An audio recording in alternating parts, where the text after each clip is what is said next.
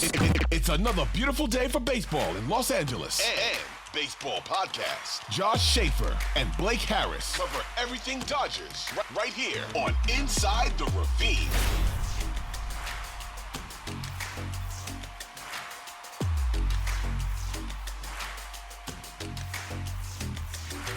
How is it going, everyone, and welcome to a brand new episode of Inside the Ravine, officially the first episode of 2024.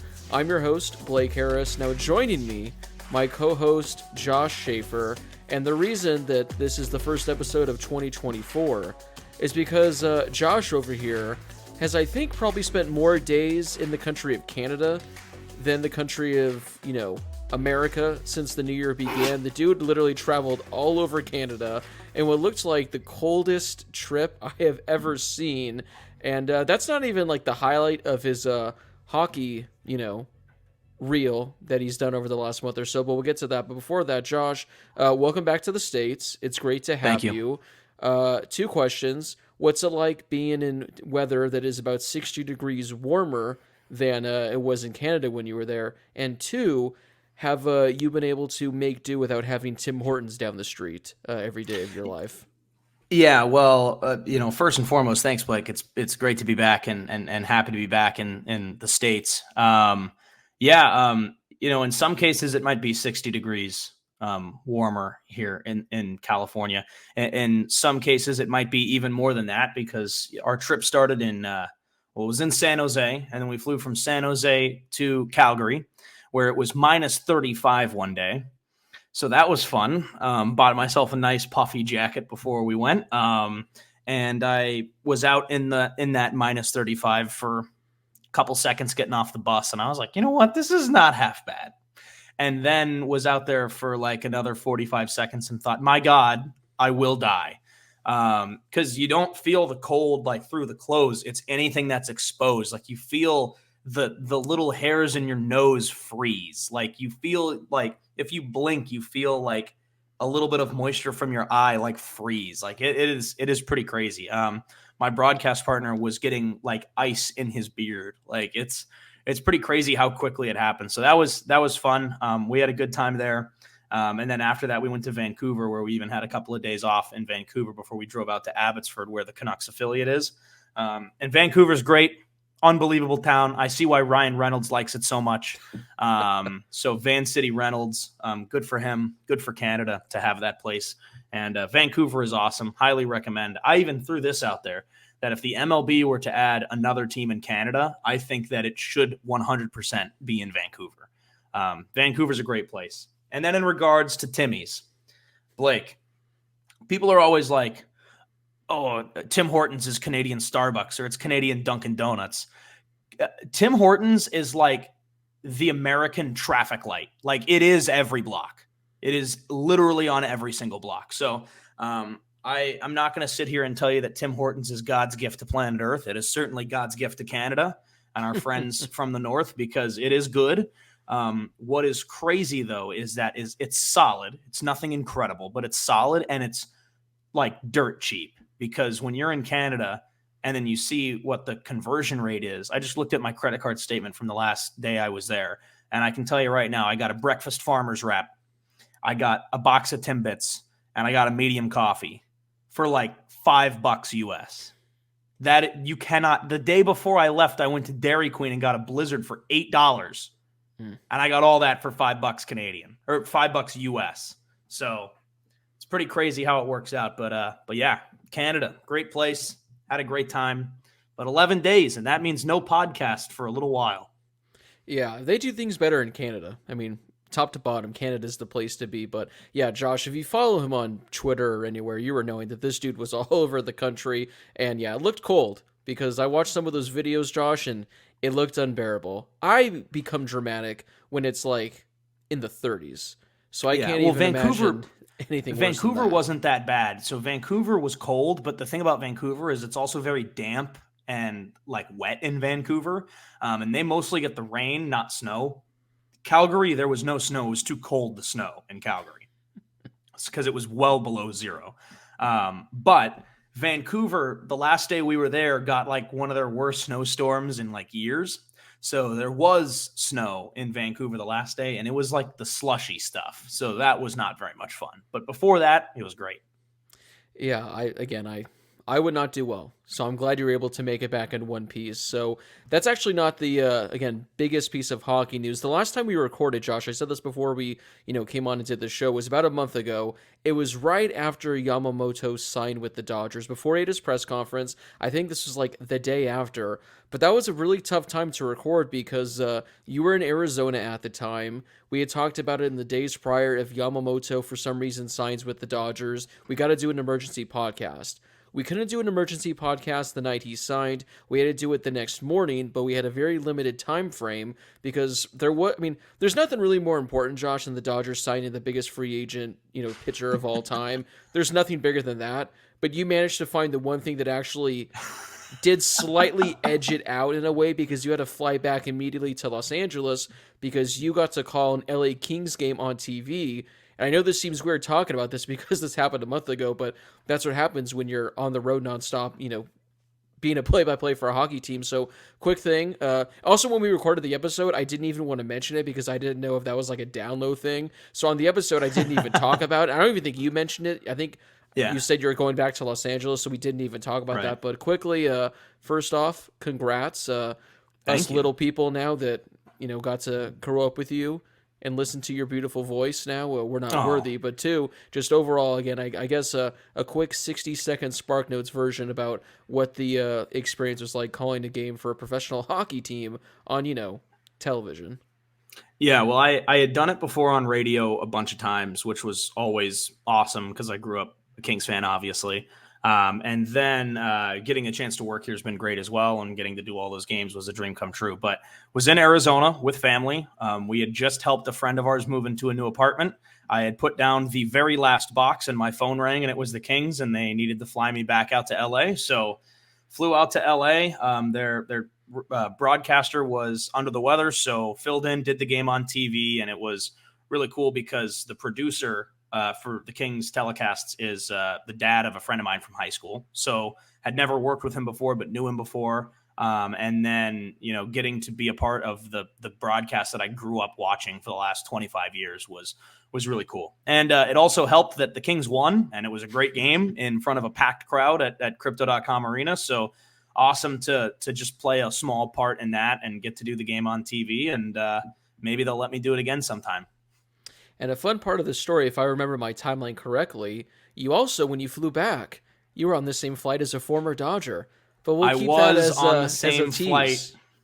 Yes, I was on the same flight as a former Dodger who was a pitcher and is no longer a part of the Dodgers or any team for that matter. But it's a fun trivia thing out there. Josh was on the plane with the former Dodger, but congrats again, Josh. One of my buddies in MB, as we like to call it, he's a huge Kings fan. He was watching the game and saying, "This is so sick, man," because he's a listener to the show and whatnot. And he's a diehard Kings fan. He's like, "We need more games like this. We need Josh on the call more often." So again, MB approves. Everyone else approves. And again, thank you, Josh, MB. when you're a big shot, again, try and make time in the future for us little people when we record. Maybe one day I can be a part of MB as well. Well, you have to go through the initiation process, and that's a tough one. Ooh, I don't want to do that. We haven't added any new members in quite some time, but again, I can make some phone calls. I am, the president / chair / co-founder, so we'll see what we can do. But enough of that. Let's talk some Dodgers, because Josh, there is actually a lot of Dodgers news that we got to get to before you head out and go to a Kings game. As if calling games isn't enough, you got to go and watch them in person from beautiful seats. Hey, maybe Mookie and Will Ferrell are going to be there again. The last time I was at a game was that game. So hey, there you go. You never know who you're going to see at a Kings game. But again, before we get to all the Dodgers news, you guys can find us on social media at Inside the Ravine. We're on Twitter, Instagram, TikTok, and on YouTube. So you guys can find us there, and make sure you listen to the show wherever you get your podcasts. We're on Spotify, Apple, and of course, we're on the Odyssey app. Josh, any other Dodgers podcast would start with a number of other moves. But here at Inside the Ravine, we got to start with the biggest one. This is our first episode in about a month, so I haven't been able to get your immediate reaction outside of your text messages from when this went down. It's something we've kind of hinted at / joked about over the last year and a half, 2 years or so. Unfortunately, it finally came to fruition. Michael Busch, Josh's favorite athlete slash baseball player of all time, is no longer a Dodger. He is now a Chicago Cub. He goes along with Yency Almonte to the Cubs, and in return, the Dodgers get a couple of pretty notable minor leaguers, nothing major, but some guys that could potentially help the Dodgers down the road. Josh, I'll throw it to you. How you doing? I know you've had a couple weeks to at least react to this news. You've been able to hopefully better yourself after this news. But just where were you when you got the news, and how sad were you? Did you pretty much go into ghost mode for 24 hours, tell everyone not to talk to you or associate with you?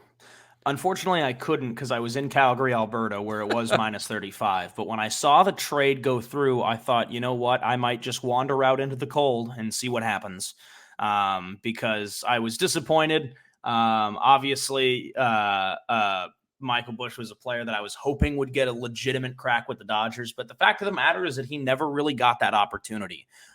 He was significantly better than the pitching that he saw in AAA. He was absolutely lighting up that league playing with Oklahoma City. And the few opportunities that he got with the Dodgers, he was just okay. But again, he was never really given a real shot in the show with the Dodgers, which is disappointing. But also that's kind of the way that some of these things work out. So the fact of the matter is that I'm happy for him that he's going to get an opportunity with the Cubs. I sincerely think that he will get a legitimate opportunity in the show in Chicago.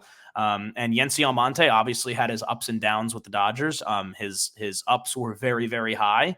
And he was a big part of the Dodgers, bullpen these last couple of years. So ultimately we knew that a move like this was probably coming. You and I had speculated probably off the podcast that it might be a guy like Busch or Almonte, or maybe even a couple of these other guys that are in that same kind of category.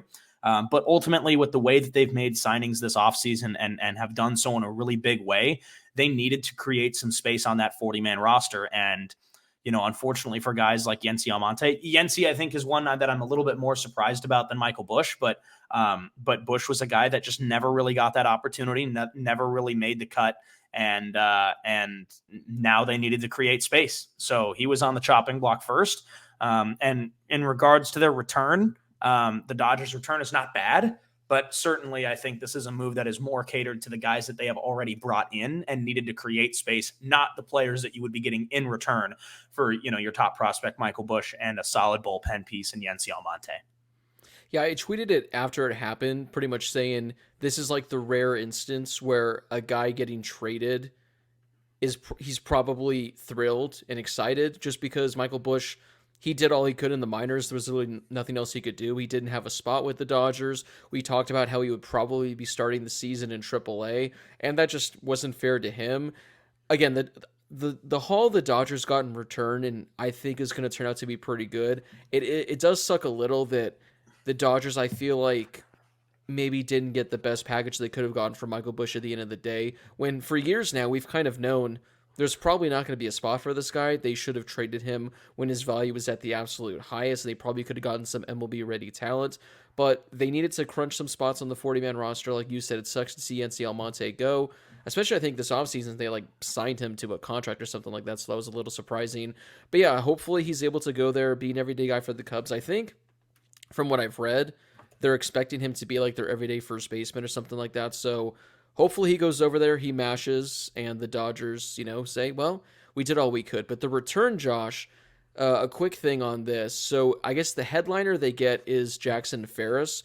He's 19 years old, was a second-round pick in the 2022 MLB draft, only started 18 games last year in single-A, so not a whole lot to go off. 3.38 ERA, 3.27 FIP. He struck out 33% of the batters he faced. He did have a high walk rate, but a lot of people think that this guy has a chance to be the best left-handed pitching prospect within a couple of seasons. He's drawn, comparisons to Blake Snell, and I think right now he's like the Dodgers' number 9 overall prospect, so he's not going to be one of their top guys, but a 19-year-old, very, very young, has a lot of upside. And again, 2 or 3 years down the line, we could be looking at this trade going, wow, how did the Dodgers get this guy for Michael Busch? Yeah, absolutely. And now I think even more important is that the Dodgers have two guys, both pitchers, whose names combined would be Ferris Bueller. So, I Yes. think that that's obviously the most important aspect of the trade. And then the other piece they got back as well, a guy with even more or less experience, is 18-year-old outfielder Zaire Hope. He was an 11th round selection in the 2023 draft, appeared in only 11 games last year in the Arizona Complex League, but he did have an OPS just below 1,000, 137 WRC plus. Hit a lot of home runs. He's a power hitting outfielder. Josh, I don't know if you've seen any of this. I saw this, I think, a couple days after on Twitter, but apparently this dude was a pitcher also in high school. So maybe, although he's a power hitting outfielder, he can turn into a pitcher as well. But again, he's only 18. He's probably not going to reach the majors if he does for 4 to 5 years. So that's why it's kind of tough to grade this trade now for Michael Busch, where if he goes and he mashes next year, obviously it's going to kind of suck. But again, 5 years down the road, we could look back and say the Dodgers got two really good guys for Michael Busch who could turn out to be an okay player. So it sucks to see Michael Busch go. I wish he could have gotten his opportunity with the Dodgers, but you make your farm system that much better. You clear up some space on the 40-man roster, and outside of breaking your heart and crushing you, Yeah. everyone comes out a winner. Like Josh, Michael Busch might have taken this better than you did, the news. Yeah, he definitely did. I mean, honestly, the biggest casualty about this is either my feelings or Arizona State Sun Devil Brian Serven, who got DFA'd by the Cubs in order to make room. Oh, boy. I'm shocked it wasn't a former Chatham Angler. That would somehow I get know. tied I could into look this. up. I could look it up, but I would know if Brian Serven was a Chatham A. Yeah, I was gonna say, Josh, there's nothing to look up. I think you would know off the top of your head whether or not he was a Chatham Angler. So, Michael Busch, Yency Almonte, again, enjoy Chicago. Josh, we're gonna take a quick break. When we come back, we're gonna get to the other actual notable moves that are gonna help the Dodgers in 2024. All right, Josh, a pretty interesting addition, and the reason I found it so interesting was because I don't think at any point during this offseason we brought up this guy's name once. We did episodes talking about free agents we would like to see. We had an episode where we became general managers of the Dodgers, and you and I each layered out like 5 to 7 things that we would do as GM with, no spending limit, no nothing. But I don't think we mentioned this guy at all. And that's Teoscar Hernandez. The Dodgers signed him to a 1-year contract. I believe it was for $23 million. I think about $10 million was deferred, like 10 years down the road. But this was a surprising addition, Josh, because this is a guy that has received MVP votes in the past, has been one of the better power hitting outfielders in baseball the last couple of years. The Dodgers didn't really need an outfielder as like the number one priority for them. After signing Shohei, after signing Yamamoto, we each thought they needed another starting pitcher or a reliever. And yet they come in, give this guy 22, 23 million. He reportedly had offers of 3 to 4 years on the table, but the Dodgers get him. So again, this is a guy that had MVP votes in the past, and now he's going to be your 6th, your 7th hitter in the Dodgers lineup. The lineup that features Ohtani, Betts, Freddie Freeman, Max Muncy, Will Smith. They somehow found a way to make it even better. Yeah, this one was definitely the biggest surprise for me, Blake, because like you said, Teoscar Hernandez was not that was not a name that you and I had thrown around for a while. And this was, I think, of all of the signings that the Dodgers had, well, I guess this until the next one we talk about, which was more of something that piqued my interest a little bit. I think this is the bigger signing of the two that we're going to talk about. But Teoscar Hernandez was a signing that when I saw that made me go, whoa, like, okay, like that's interesting. And you're right. I mean, he's an all-star. He's a 2-time Silver Slugger award winner. He's coming off a season where he hit he had the second highest home run total of his career, 2 years removed from an all-star season where he hit 32 bombs. But look, I mean, this is certainly one that I did not expect. And for me, I feel like this completely wraps up what could be a solid starting 9 for the Dodgers, or, a solid 9 in the batting order. Because for me, I thought one of your other questions was whoever you put in that other outfield spot. But there it is. I mean, yeah. Teoscar Hernandez is the guy that you pop into left field, I think. And again, we've talked about, where other guys would slot in. And I think that just makes the team so much deeper while also totally strengthening the team's starting lineup. Like, this is not a depth signing for the Dodgers. This is a a guy who I think you would like to expect to start every game, not every game, but to be your everyday starter in the outfield. And I think that's a huge, huge addition. And it makes it seem even better when you say they're going to be going from David Peralta to Teoscar Hernandez. Like, how good the Dodgers offense was in 2023. I mean, you make that upgrade, it's absolutely insane. And not only, Josh, is this a guy that has 30 home run potential, he plays okay defense, above average defense. I did a tweet saying that he's a guy that plays, I think, above average defense. And apparently Mariners Twitter found that, which I have recently learned from our friends that Mariners Twitter is a thing and they can get very upset. And apparently they were very offended when I said he was an above average defender, because I guess he wasn't, but the metrics say that he is an above average defender.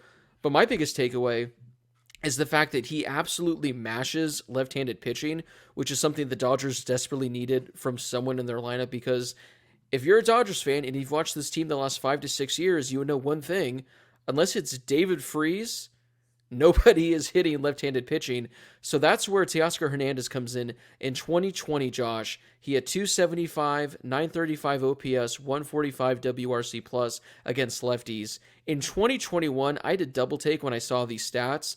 Josh, in 2021 against lefties, he hit 372, had an OPS of 1151, a 203 WRC plus. He then struggled in 2022. His average fell all the way to 286, 978 OPS, 176 WRC plus. Last year was like his worst year of his career against lefties, and he still posted an OPS of 817, hit 287, 120 WRC plus, which again are numbers you'll take any day of the week. So you're adding a guy that hits lefties extremely well. He's going to be, like you said, Josh, not an everyday guy, but I think he's probably going to start 90% of the games for the Dodgers, whether it's in left field, whether it's in right field, whether it's in center field. But again, considering you're upgrading from David Peralta to a guy where if he's healthy, he can give you 30 home runs and hit lefties well. They could have signed him for 1 year, $35 million, and I wouldn't have cared, because one, at the end of the day, money doesn't matter to the Dodgers anymore. But two, you're getting him for 1 year. You're not locked into a 3 or 4 year commitment, which is why a lot of people are kind of worried about him. For 1 year, even if he's above average, it's 1 year. You can move on next year, or you could try to get him back. But again, I know we're going to be talking about Shohei and Yamamoto and Glass now, but I really think that this signing has the chance to be probably one of the more underrated ones for the Dodgers. And if all goes well, it could be like a JD Martinez 2.0, Josh, where we said last offseason when they signed him, this seems like a contract where for 1 year, you could really, really get a lot from this guy. We saw with JD, and again, hopefully we see with Teoscar. Oh yeah, absolutely. And you know what? The quote that he had right after he signed, I think, is what stands out a lot to me, other than the fact that I think he fits really well, and obviously he can hit left-handed pitching. But he was like, look, I mean, these guys want to win, and that's what I want to do too. Like, to me, it doesn't matter where I'm at. Like, I just want to have a chance to win. And right now the Dodgers are fully committed to that. And there's no better place to be than in LA if you want to win. And that's why he signed. So I think that speaks volumes about the guy that we're talking about here, is he just wants to win. Similar to some of the other guys, you know, he's putting winning first, and the Dodgers are doing what they have to do, spending what they have to spend, but also having guys set up that deferral process so that they can try to capitalize on building this roster to compete for a World Series championship. And obviously that is priority number one right now, not just for Teoscar, but also for Yamamoto and obviously for Shohei. Like that has to be the top priority for this team right now. And right now that's what they're doing with all of these guys that they're bringing in. So I think that's cool to see. The crazy thing is, Josh, I think you said that last year he hit the second most homers of his career, which, again, you hit 26 home runs, the second best season of your career. And I guess by his standards, it was like a down year. A lot of people thought he had a down year. And I crunched the numbers a little bit more. And again, his numbers overall for the season, an OPS plus of 105, OPS of just under 800. Not great numbers that you would expect from him. And those are down for him too. Which again, that's a down season for him. But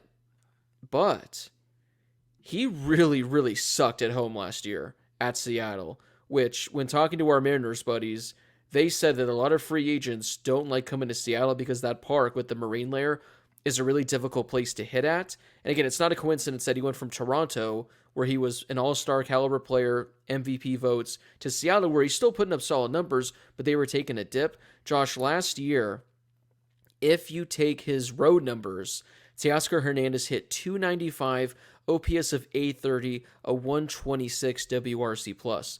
Those are all-star caliber numbers. Those are numbers that Teoscar Hernandez was putting up when he was in Toronto. So put him at Dodger Stadium where it's more of a hitter-friendly park, and I think he's going to post numbers, again, just like we saw a couple years ago, where if he's your number 6 hitter and you have, 2 or 3 guys consistently on base for him, he might be the best number 6 hitter in all of baseball. He might be putting better numbers than he was putting up in Toronto. So I'm super excited for this. I absolutely love the move. And again, this Dodgers offseason, Josh, after what we got last year with Noah Syndergaard, David Peralta, Miguel Rojas, Teoscar Hernandez is the 4th best move, 5th best move. It's absolutely insane. We have one final move to talk about, Josh. One I'm very excited to hear your thoughts on. We're going to take a quick break. When we come back, we're going to get to those thoughts. All right, Josh, one final move. This one isn't official yet. It's likely going to happen, but again, it's not official, so barring some change, something falling apart, who knows? We'll wait and see. But according to numerous reports, the Dodgers are in agreement on a 1-year contract with another former Mariner, James Paxton. This is something, Josh, that we talked about after the Dodgers acquired Glasnow, after they signed Yamamoto. We both thought that they needed to bring in another starting pitcher still, whether that was with another trade, whether that was signing a free agent. I think like Lucas Giolito was the name that we threw out a couple of times, maybe some other trade ideas that we threw out a couple of times. Just like with Teoscar Hernandez, Josh, I never once thought about James Paxton. I don't even think I knew he was a free agent, if I'm being honest. I didn't know he was out there on the market. The Dodgers signed him, I think it was for like $12 or $13 million. Obviously, this was a guy that was one of the better pitchers when he was with Seattle. Kind of struggled the last couple of years. I think he got Tommy John surgery a couple years ago. Was okay with the Red Sox last year. Was really good in the first half. Kind of struggled in the second half. Dealt with a couple of injuries. But again, Josh, like with the Teoscar deal, it's a 1-year contract. Not a whole lot of money considering what some of these guys are making. With him being the number 5 starter, I don't care. I love it. Why not? I'm in. I got nothing really. Yeah. I forgot to mention one of the best nicknames in all of baseball, the Big Maple. How am I? And he's also Josh. I don't know if you've seen that viral video of a bald eagle landing on him, but yeah, I talked about that with somebody as soon as I saw this. So he's an American, even though he has a Canadian, nickname. I think he's actually Canadian, but hey, yes, he's British American. Columbia's finest son. British Columbia's finest son. He's from Ladner, BC, which is actually right near Richmond. I stayed in Richmond the other day, okay. Blake. Yeah. Where did Maybe you stay? Maybe he was there. Maybe he was. The Big Maple. So there you go. Great nickname. But yeah, Josh, what were your thoughts when you saw the sign? And now that it's been a couple of days, what are your takeaways from it? I mean, I like it. I mean, the one thing to keep in mind, though, is, I remember back to our freshman or sophomore year of college together with our Mariners buddies, and James Paxton was having an awesome season, right? He was so good, and everybody was so into James Paxton. It was kind of a big deal when he went to the Yankees, where things were okay his first year. Obviously, he had a sub-4 ERA and a ton of innings, so he was okay. And then the year after that was 2020, where he just didn't do much. He played in like 5 games, but he's barely pitched since. First of all, one other thing that I wanted to mention, I had no idea dude was 35 years old. I had no clue he was 35. So I thought he was younger than that, respectfully. But beyond that, he's barely pitched the last couple of seasons. He had a herniated disc and then he had Tommy John surgery and he had a cyst in his back and he had all these injuries. So it's been kind of a tough injury history for James Paxton. But look, I mean, the numbers are there for the most part. And now coming back from these injuries, obviously, I assume that that's going to be tough for him. This last year, he had an ERA at 4.50. He was 7-5 across nearly 100 innings. His whip was one of the higher marks of his career. I want to say it was the 2nd or 3rd highest. But look, I mean, the numbers are there. We've seen what James Paxton is capable of when he's been a 1, 2, or 3 in a rotation, and his role is not going to be that. And obviously, I think people expect to see Clayton Kershaw at some point in the season. Obviously, Walker Buehler's not healthy yet, but even to start the season with James Paxton as your number 5, I think is awesome. And if things go, according to plan going forward, then come playoff time, come the end of the season, obviously if everybody's healthy, which you can't expect that, but you'd like to hope that that's the case, and you hope that that's the case for James Paxton, that's going to be a great guy to have later down the road because he's a guy with experience. He's a guy who I think historically has been somebody that's been reliable, but he's coming back from an injury, and obviously that could be tough. So we'll see what happens. I think he's a great signing for what they're getting him for. And again, here's my little phrase that you and I have definitely used a lot on this podcast, especially when it comes to the offseason free agent signings. But for me, I think this is a low risk, high reward type signing. Yeah. I mean, worst case scenario, an absolute worst case scenario is he's Noah Syndergaard 2.0, which at that point, he's your number 5 starter. Someone's going to be coming back. You can cut ties, you can do whatever, but that's absolute worst case scenario, and I don't think we're going to get that. Best case scenario is he's another Tyler Anderson. He's another Andrew Heaney. But the thing is also, he's your number 5 starter. If he puts the exact same numbers up that he put last year with the Red Sox, I think the Dodgers would be fine with that. Now, obviously, they want him to be a little better, but if he posts a 4.5 ERA, goes and gives you 20 starts, I mean, again, for being your number 5 starter, you can't really complain all that much. And Josh, as I always like to do, I like to take a dive and really, investigate the numbers because sometimes it could be more than they appear. Now, upon first glance, when I looked up his numbers initially, as first off, I was thinking, yeah, again, this guy's 35. You could have told me he was just turned 30. I'd say, yeah, that seems about right. But the numbers weren't great last year in Boston, but that was with a couple of really bad starts. I mean, a 4.5 ERA, 4.68 FIP, 1.31 WHIP. His ERA plus was 101, which is literally just above league average. But if you take out his last couple of starts of the season, before I think he dealt with like a knee injury, he had an ERA just above 3. He had a FIP just above 3. He was striking out guys at a 30% clip. He was really good in the first couple of months of the season. And then again, I think it was like a knee injury or something that he had to deal with, and his numbers kind of took a bit of a hit. But for the first 15 starts last year, he was really good. So if the Dodgers could get that James Paxton, put him in the Mark Prior lab, have him work his Mark Prior wizard magic that people have talked about in the past, again, he could be a Tyler Anderson kind of guy. And Josh, if you're getting a guy that's giving you a 3.5 ERA, striking out guys at a 30% clip, and you have Yamamoto in front of him, you have Glasnow in front of him, you have Bobby Miller in front of him, you have Walker Buehler in front of him. I mean, we've talked about this Dodgers starting rotation getting massive upgrades all offseason and being probably one of the best in baseball. If they can get the Seattle James Paxton or the first half last year James Paxton, again, this rotation's even better. So another great move for the Dodgers. I got no complaints. Just a trend of fantastic moves for the Dodgers. If it doesn't work out, it doesn't work out, but it's a 1-year contract. And again, I love the upside. I love the risk.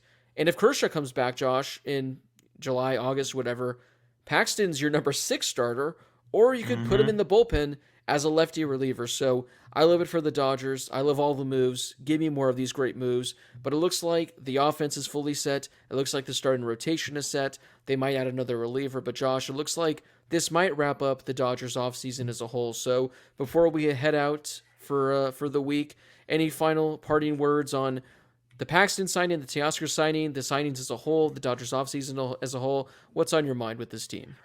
Look, there just haven't really been any moves this offseason that have completely have not completely impressed me. Obviously the Michael Busch one, but that's good. That goes without saying.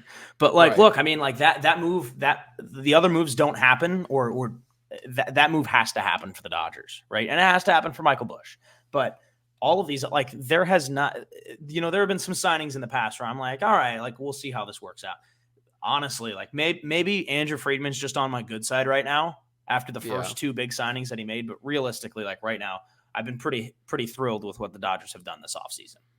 It is amazing how the Shohei and Yamamoto things just make everything okay. Because let's just say the Dodgers didn't get Shohei or Yamamoto, and they're signing James Paxton, we'd probably have slightly different opinions. Yeah, we might not be this thrilled, but when James Paxton is, again, your 5th or 6th best addition of the offseason, it makes things a little bit easier. But that does wrap up today's episode of Inside the Ravine. A lot to catch up on, but again, that's what happens when you're calling games for the LA Kings, or if you're all over Canada and going to Tim Hortons, as Josh says. Seeing the proud country of James Paxton. Hey man, the Big Maple. So again, you guys can find the show on whatever social media app you guys use at Inside the Ravine, Twitter, Instagram, TikTok, and of course YouTube. Listen to the show wherever you get your podcasts. We're on Spotify, Apple, and of course the Odyssey app.